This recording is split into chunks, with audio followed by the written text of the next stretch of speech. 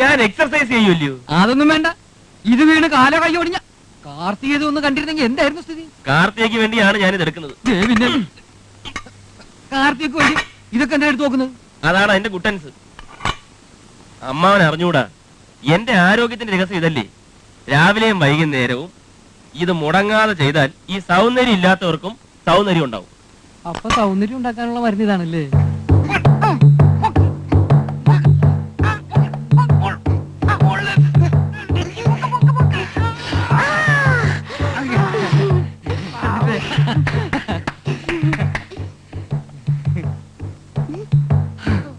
നീ നോക്കിക്കോ, എന്റെ മോളുടെ സൗന്ദര്യം ഞാൻ ഇങ്ങനെ കേട്ടഞ്ഞെടുക്കും.